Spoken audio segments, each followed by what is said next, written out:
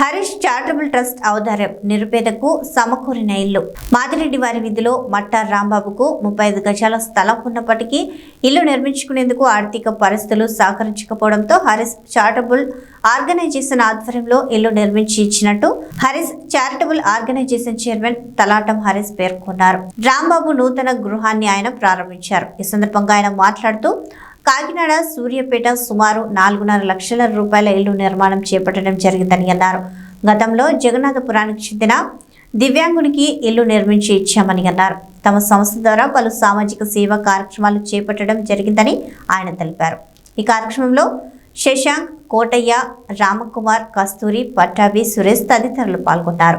మాదిరెడ్డి వారికి చెందిన మట్ట రాజు నా చిన్నప్పటి నుంచి మాకు పరిచయం. అతను నా తమ్ముడు అంటాడు. వీళ్ళ తమ్ముడు దివ్యాంగుడు. ఇతనికి స్థలం ఉంది కానీ ఇల్లు లేదు. నా దగ్గరికి వచ్చి మన అన్నయ్య కొంచెం నాకు స్థలం ఉంది, చిన్న స్థలం, అది మనకు ఉన్న దాంట్లో నేను లోన్ గురించి ట్రై చేశాను కానీ కొంచెం అవటం లేదు, అది కూడా కట్టుకోలేకపోతున్నాను. అంటే వెంటనే మనం ఒక 2 నెలల క్రితం స్టార్ట్ చేసామండి. ఇది వర్క్ చేశాక ఇప్పటికి మొత్తం అంతా అయిపోయింది. మనడు సొంతంగా ఇల్లు కట్టాలని ఎంతో ఎప్పటి నుంచి అనుకుంటున్నాడు. మన నీరతో హరీష్ చారిటబుల్ ఆర్గనైజేషన్ ద్వారా మనోడు ఎగిరంటే మనం చేయించాడు. 2 నెలలు పెట్టింది. ఇది పూర్తిగా ఇతనికి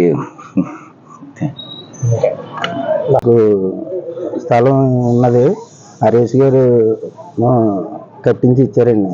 మా ఇద్దరు వికలాంగులే. హరీష్ గారు కట్టించి ఇచ్చారండి. ఆయనకి ఎప్పుడు రుణపడి ఉంటామండి.